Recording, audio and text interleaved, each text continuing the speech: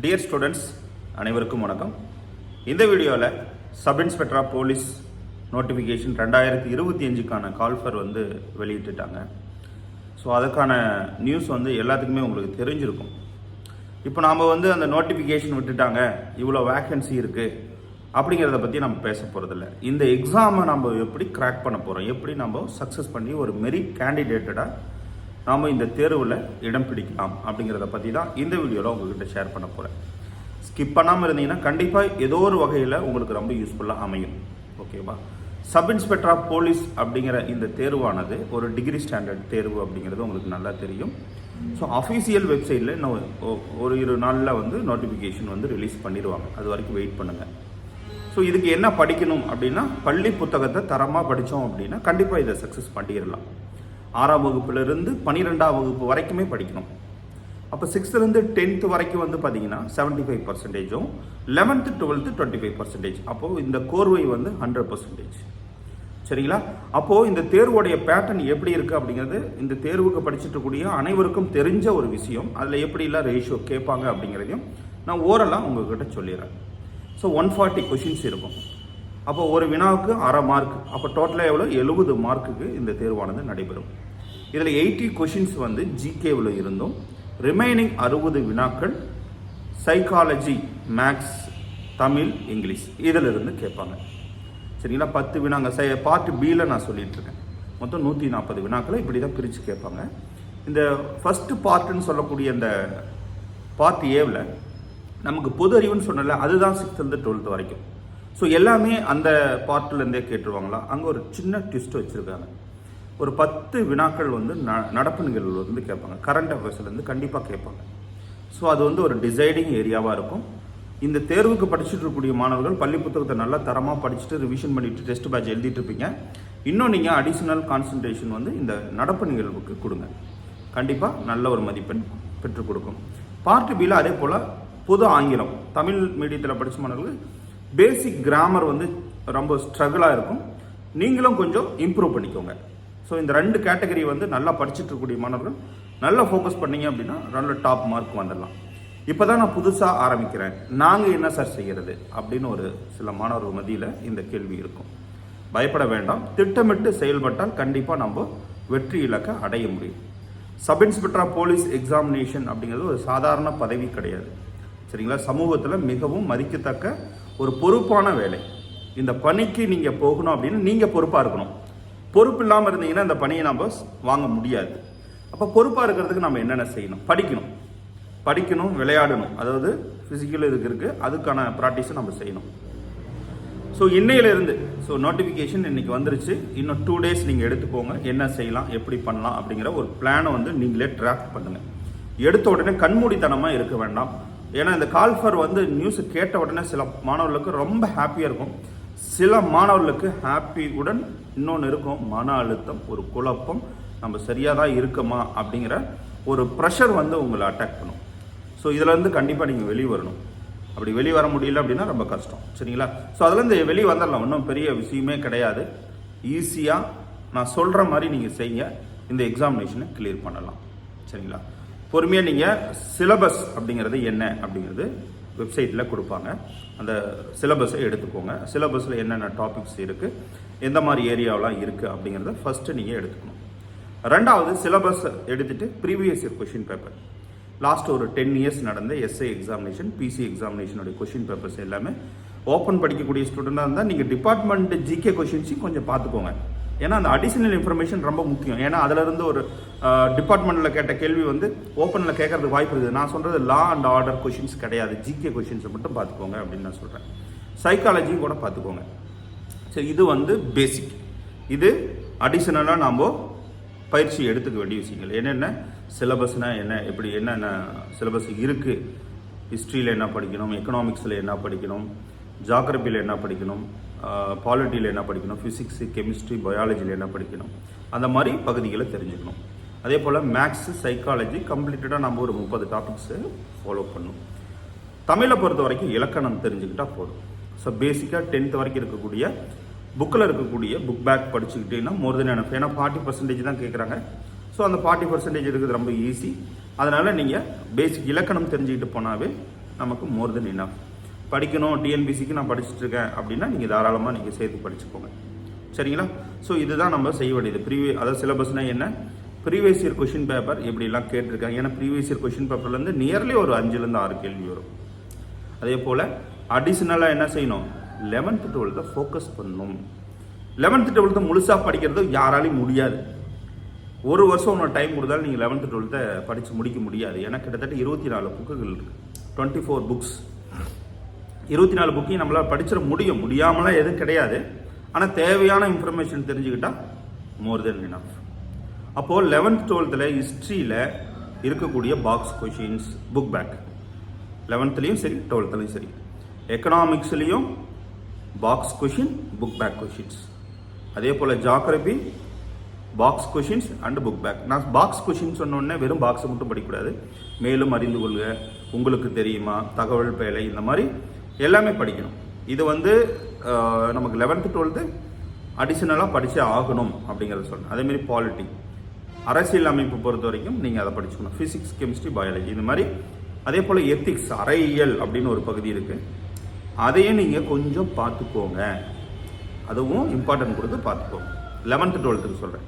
இப்போ 6th 10th வரைக்கும் என்ன சிலபஸ் அடிப்படையில் கம்பல்சரி எல்லாமே படிக்கணும். புக்குக்குள்ளே இருக்கக்கூடிய இன்ஃபர்மேஷன் கண்டிப்பாக படித்தாக வேண்டும். இந்த புக் பேக் மட்டும் படிச்சுட்டு போங்கப்பா நீங்கள் பாஸ் பண்ணிடலாம். 10 வருஷத்துக்கு முன்னாடி எழுதின எஸ்ஐ எக்ஸாம் கிடையாது. இப்போ நம்ம கரண்டில் 2025 எக்ஸாம் எழுதிட்டு இருக்கோம். அப்போ புக் பேக்கு இம்பார்ட்டன்ட், நான் இல்லைன்னு சொல்ல மாட்டேன். புக் பேக்கிலேருந்து நமக்கு ஒரு 20 வினாக்கள் வருதுன்னா ரிமைனிங் எங்கிருந்து வரும், புக்குக்குள்ளே இருந்து வரும். அதனால் புக்கை தரவாக படிங்க. எவ்வளோ நேரம் சார் படிக்கிறது, திட்டமிட்டு பிளான் பண்ணணும். முழு நேரமாக படிக்கக்கூடிய மாணவர்களாக இருந்தால் சாப்பிட்ற நேரம், தூங்குகிற நேரம், என்டர்டெயின்மெண்ட் போக ரிமைனிங் இருக்கக்கூடிய அனைத்து மணி நேரங்களையும் நீங்கள் படிப்புக்காக செலவு செய்ய வேண்டும். அதே போல் படிச்சுனா கண்டினியூஸாக 4 மணி நேரம் 5 மணி நேரம் அப்படிலாம் படிக்காதீங்க. 1 hour படிக்கிறீங்க அப்படின்னா ஸோ அந்த 1 hourல என்ன படிச்சிங்களோ அதை கண்ணை மூடி உங்களுக்கு நீங்களே ஒரு ரீகால் பண்ணிக்கோங்க.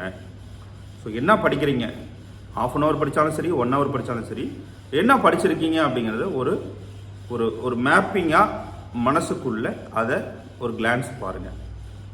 குறைஞ்சது ஒரு நாளைக்கு ஒரு 7 மணி நேரத்துலேருந்து 8 மணி நேரம் இந்த மெத்தடில் ப்ராசஸ் பண்ணுங்கள். சரிங்களா?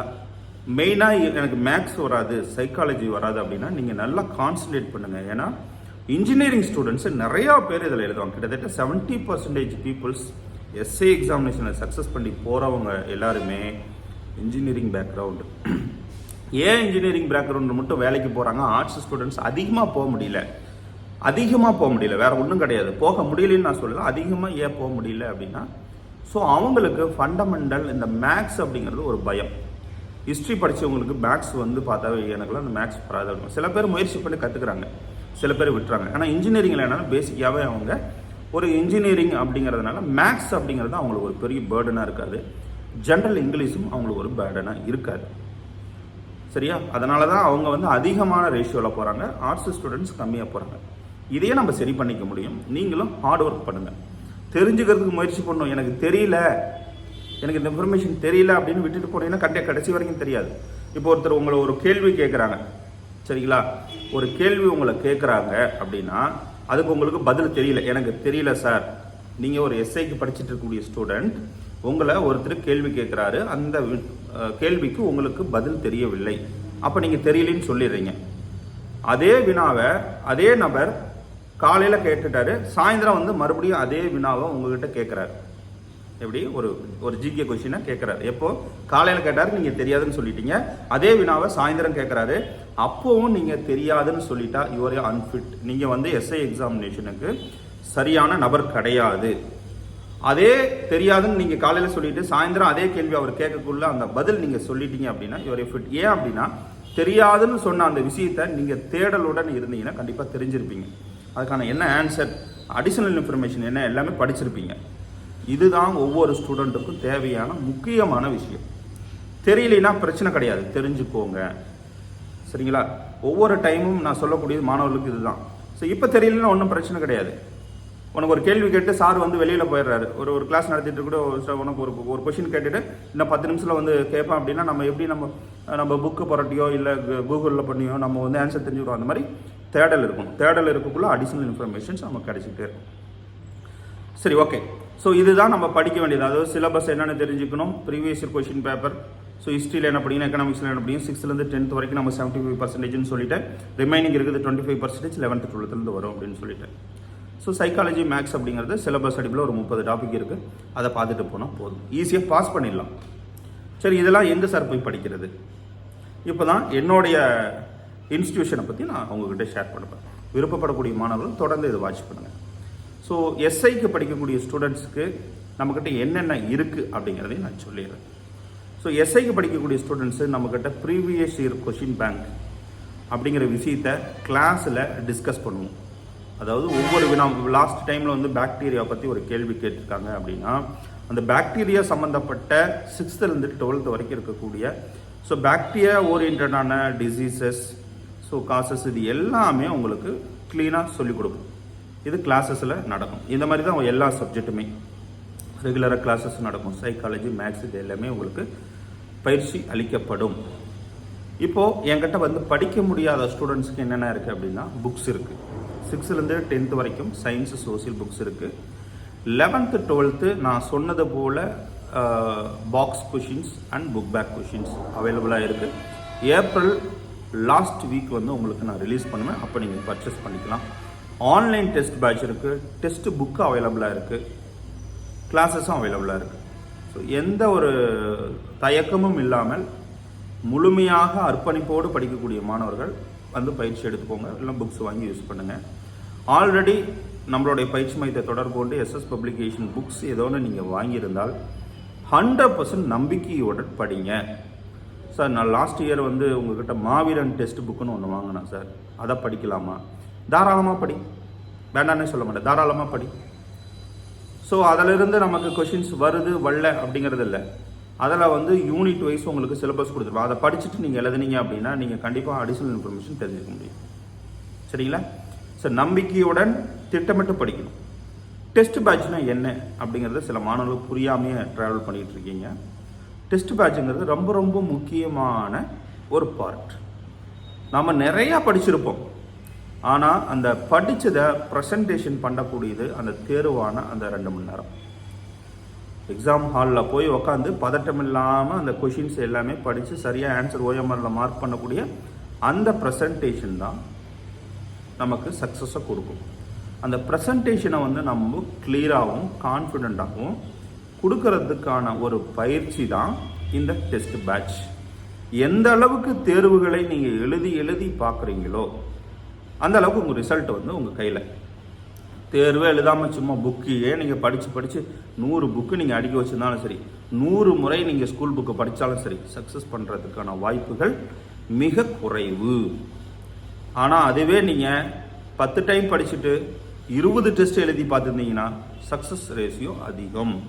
அப்போ புக்கை வந்து நீங்கள் எத்தனை முறை படிக்கிறீங்களோ அதே அளவு விட கொஞ்சம் தேர்வானது அதிக முறை எழுதி பார்க்க வேண்டும்.